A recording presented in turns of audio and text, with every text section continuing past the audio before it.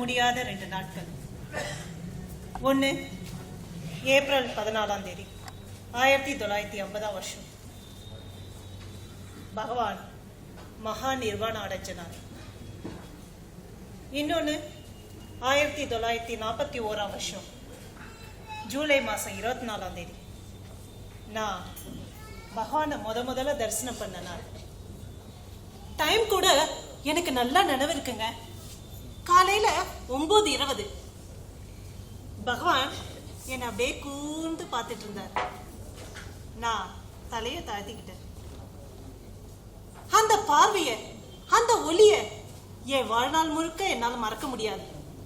ஏன்னா என் வாழ்க்கையே மாத்தினது அந்த பார்வை, அந்த ஒளி. நான் சூரியனாகமா அன்னைக்குதான் முதல்ல பகவானோட தரிசனம் கிடைச்சது. அதுக்கப்புறம் அவர் பக்கத்திலேயே இருக்கிற பாக்கியமும் கிடைச்சது. காலப்போக்கில் அவர் கூட மனசு விட்டு பேசக்கூடிய வாய்ப்பும் கிடைச்சது. ஒரு நாள் பகவான்கிட்ட கேட்டேன், பகவான் உங்ககிட்ட ஒண்ணு கேட்கலாமா? நான்கிற எண்ணம் இல்லாம இருக்கணும்னா அதுக்கு நான் என்ன பண்ணணும்? அந்த நானே இல்லாம பண்ணணும். பகவானால அது எப்படி முடிஞ்சது? பகவானை பத்தி நிறைய கேட்டிருக்கேன், படிச்சிருக்கேன், இப்ப பார்த்துக்கிட்டும் இருக்கேன். இருந்தாலும் பகவான்கிட்டே தெரிஞ்சுக்கணும்னு ஆசைப்படுறேன். நான் யார்? இந்த நினைப்பு எப்போ எப்படி வந்துச்சு? எனக்கு அப்போ கிட்டத்தட்ட 16 வயசு. நான் யாருங்கிற கேள்வி வந்தது. கூடவே பதிலும் கிடைச்சிது. அதுக்கப்புறம் ஆத்துல இருக்கு கொள்ளல, அருணாச்சலத்தை தேடி கிளம்பினேன். அதான் மதுரையிலேருந்து விழுப்புரம், விழுப்புரத்துலேருந்து அருணாச்சலம். அப்போ ட்ரெயினில் உட்காந்து எப்போ அருணாச்சலத்துக்கு போவோன்னு மனசு துடிச்சுன்னு இருந்தது.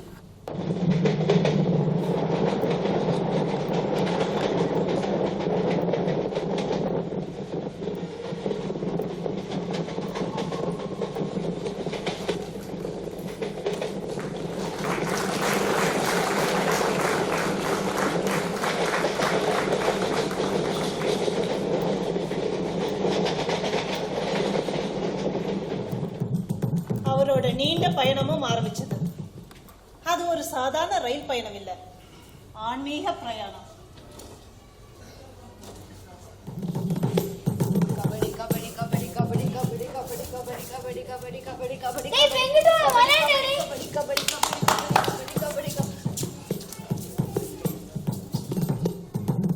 என்னடா அவன் எல்லா விளையாட்டுலயும் அவனே ஜெயிச்சுட்டு இருக்கான்.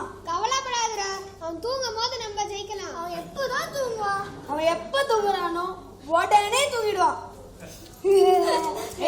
நான் ஒரு ஐடியா சொல்லட்டா? ஆனா நீ அவனோட டீம்டா. அதெல்லாம் வேற விளையாட்டுலடா. இப்ப நம்ம எல்லாருமே ஒரே டீம் தான். என்ன ஐடியாடா? ஐடியா கொடுத்தேன் நானு. என்கிட்ட கேளு. நாங்க 2 பேரும் அவ ஆத்து வழியா வந்திருந்தோமா? அப்பதான்டா அவனை பார்த்தோம். அவன் திண்ணையில நல்லா கொரட்டை விட்டு தூங்கிட்டு இருக்கான்டா. திண்ணையில தூங்குறவன கிணத்தடியில தூங்க வச்சிடலாம்.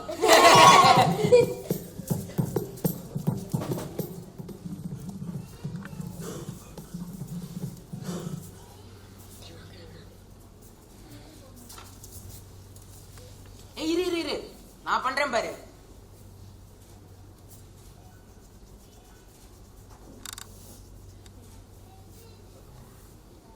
என்னடா அவன் இவ்வளவு பண்ணி அசஞ்சே கொடுக்க மாட்டேங்கிறான்? இருடா, இப்ப குடுப்பேன் பாரு. அதான் சொன்னேனேடா, அவன் தூங்கும் போது உனக்கு ஒன்னும் தெரியாது. ஒன்னு விளையாடுறான், இல்ல கும்பகண்ணன் மாதிரி தூங்குறான். வச்சோண்டா.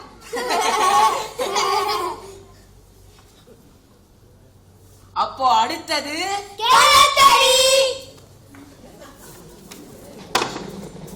விஷயம் தெரியுமா?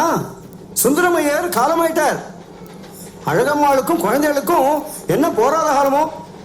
பாவம், பார்க்கவே பரிதாபமா இருக்கா.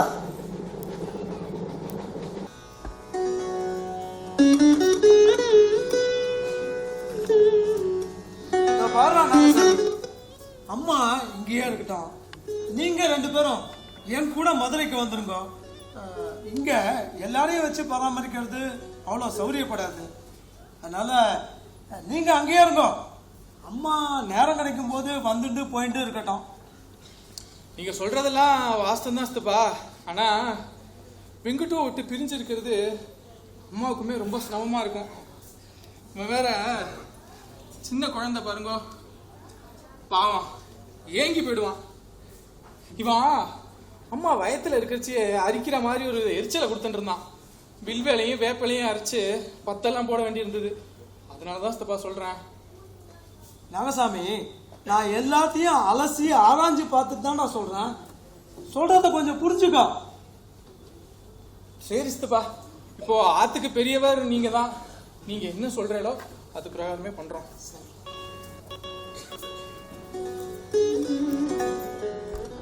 அன்னைக்கு போனோம். ஏதோ தான் போன போக்கில் வாழ்க்கை போயிட்டு இருந்தது. ஸ்கூலுக்கு போவேன், கோவிலுக்கு போவேன், விளையாடுவேன், பெரிய புராணம் படிப்பேன், சாப்பிடுவேன், தூங்குவேன். இதுதான் வாழ்க்கைன்னு நினைச்சுட்டு இருந்தேன். அப்போ ஒரு நாள் ஒரு பெரியவர் ஆத்துக்கு வந்தார்.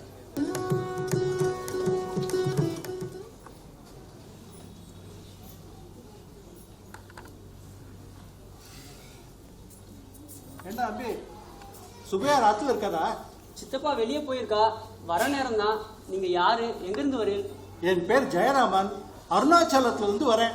अरुणाचल शिव अरुणाचल अरुणाचल शिव अरुणाचल अरुणाचल शिव अरुणाचल अरुणाचल शिव अरुणाचल अरुणाचल शिव अरुणाचल अरुणाचल शिव अरुणाचल अरुणाचल शिव अरुणाचल अरुणाचल शिव अरुणाचल अरुणाचल शिव अरुणाचल अरुणाचल शिव अरुणाचल अरुणाचल शिव अरुणाचल अरुणाचल शिव अरुणाचल अरुणाचल शिव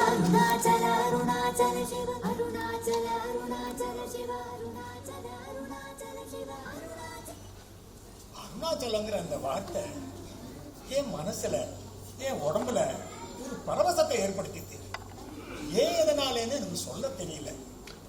எல்லாருடைய மனசுலயும் அருணாச்சலன்ற அந்த வார்த்தை தான் ஒலிச்சுட்டு இருக்கும் நான் நினைச்சுட்டு இருந்தேன். அருணாச்சலன்ற ஊர் அப்பதான் எனக்கு பேர் தெரிஞ்சது. அங்க உடனே போக மனசு துடிக்க ஆரம்பிச்சது. அந்த நாளும் வந்தது. அதுக்கு முன்னால வேற சில விசித்திரமான சம்பவங்கள்லாம் நடந்தது. அப்போ ஒரு நாள் நான் ஆத்துல தனியா இருந்தேன். மாடியில யாருமே இல்லை.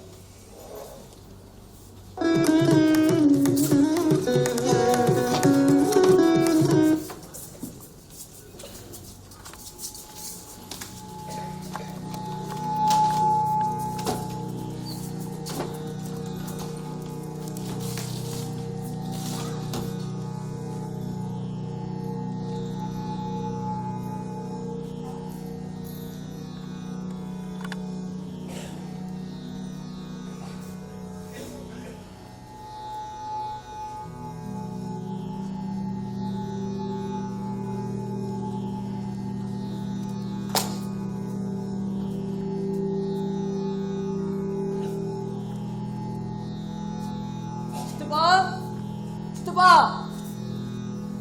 அண்ணா அண்ணா,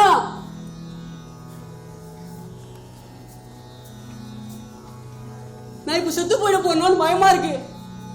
எனக்கு எந்த வியாதியும் இல்லை, எந்த உபாதையும் கிடையாது.